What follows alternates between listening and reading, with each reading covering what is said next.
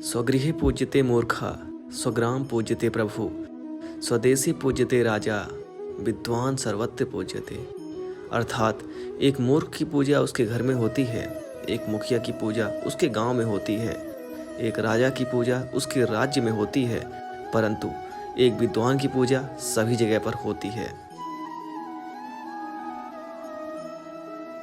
अब कथा का वर्णन आता है कि एक बार ब्रह्मा जी ने दक्ष को प्रजापति घोषित कर दिया, प्रजा का राजा बना दिया। प्रजापति एक पद है, उस पर बैठा दिया। तो जिस दिन सम्मान समारोह रखा तो उसमें सबको बुलाया, तो भोले बाबा को भी बुलाया।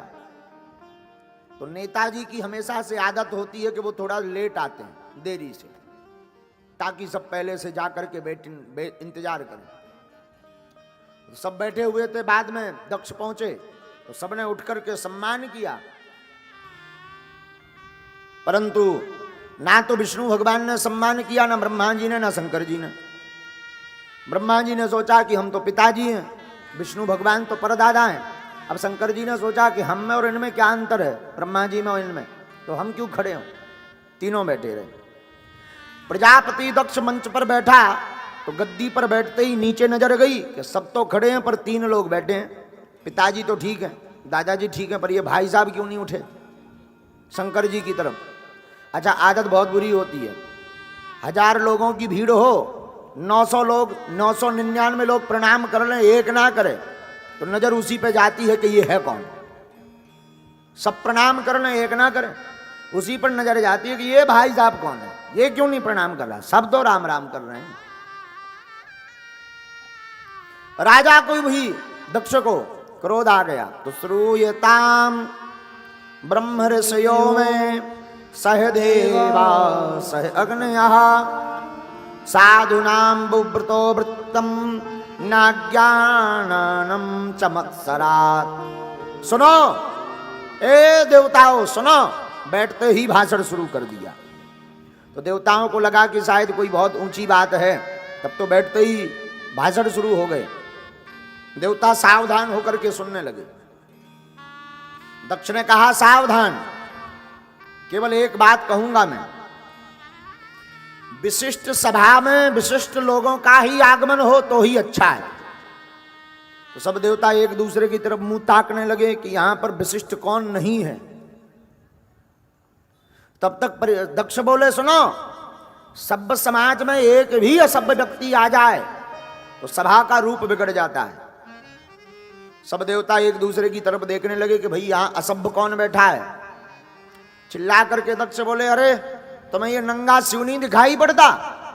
न इसे बैठने का ज्ञान, न उठने का ज्ञान, हमेशा भूत प्रीतों के संग रहता है, तो इसकी आदत भी भूत प्रीतों जैसी ही हो गई। अब तो देवता हैरान है गए। तो किसी ने हाथ जोड़ करके कहा कि भाई प्रजापति जी, इतने ही तुम्हें अवगुण अगर अपने भोले बाबा में दिखाई पड़ रहे तो अपनी बेटी का विवाह क्यों किया, मत करते बेटी की शादी। तो राजा दक्ष बोले, अरे वो तो हमने पिताजी की आज्ञा मानी, वरना हम इस मरकट लोचन वाले से, मरकट लोचन का मतलब होता है बंदर सी आंख वाला, इस मरकट लोचन वाले से बेटी की शादी करते।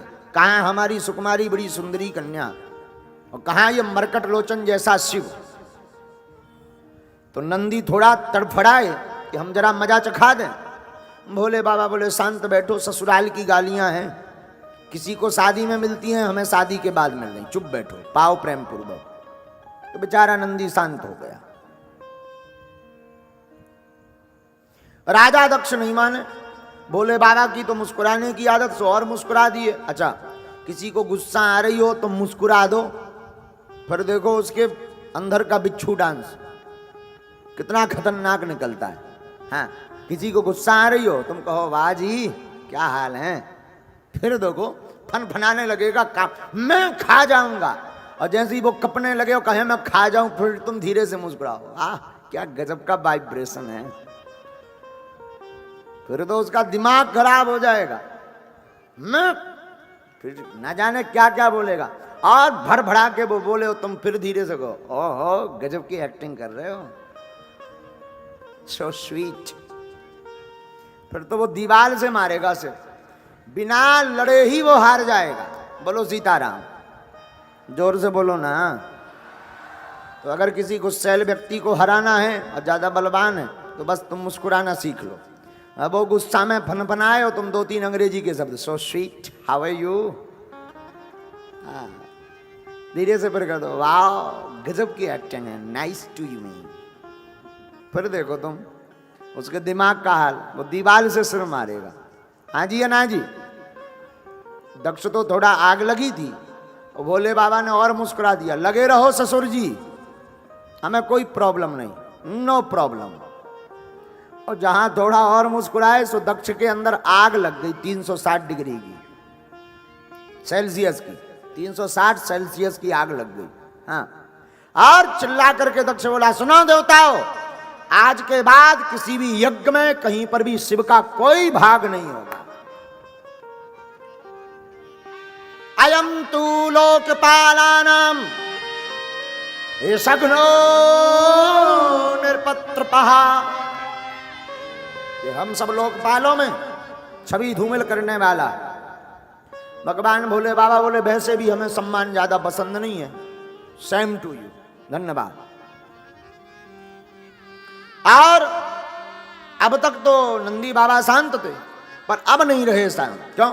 हरि हर निंदा सुनाए जो गाना, हरि हर निंदा सुनाए जो गाना, ओ ही पाप गौ घात समाना, ओ ही पाप गौ घात समाना, हरि हर निंदा सुनहि जो गाना, हरि हर निंदा सुनहि जो गाना, ओ ही पाप गौ घात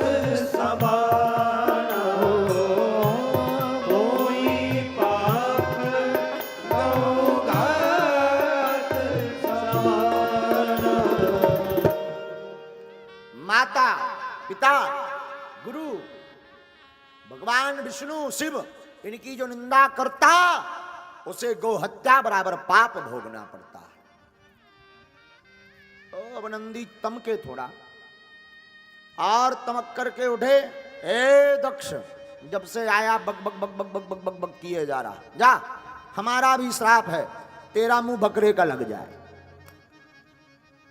तो राजा दक्ष की तरफ से भृगु जी, इनकी दाढ़ी बड़ी लंबी थी, दाढ़ी पर हाथ फेरते हुए बोले, ए नंदी, तुझे क्या लेना देना, ये ससुर दामाद का मामला था, तू बीच में क्यों फुदका मेढक की तरह, जा, हम भी श्राप देते हैं, भोले बाबा के जितने गण हैं सबके सब पाखंडी हो जाए। नंदी बोले, हमको पाखंडी कहा? नंदी तमक करके उठे, ए बाबा, हमको पाखंडी कहा, जा, हम भी श्राप देते हैं, तेरे जैसे जितने ब्राह्मण हैं सबके सब मंगना चटकार बामुन बन जाए, जा। ये नंदी बाबा का ही श्राप है ब्राह्मणों को, आज भी ब्राह्मण मांग करके ही खा रहा है। हाँ, ब्राह्मण कितना भी अमीर हो पर इसकी भिक्षा लेने की वृत्ति कभी नहीं जाती, क्योंकि नंदी बाबा का श्राप है। शंकर जी ने सोचा, आए तो थे सम्मान समारोह को, चल रहा है श्राप समारोह, वाह, ऐसे तो सब गड़बड़ हो जाएगा। तो शंकर जी ने धीरे से कहा, नंदी यू कैन गो, चलो सब।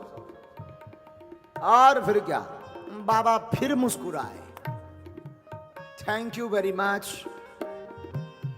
अगर अंग्रेजी में कहा होगा तो यही कहा होगा, ऐसा तो भागवत में नहीं लिखा, तुम हमारे ऊपर केस मत लगा देना कि कथा होने के बाद तुम ठोक दो कि बताओ भागवत में थैंक यू वेरी मच कहाँ लिखा है।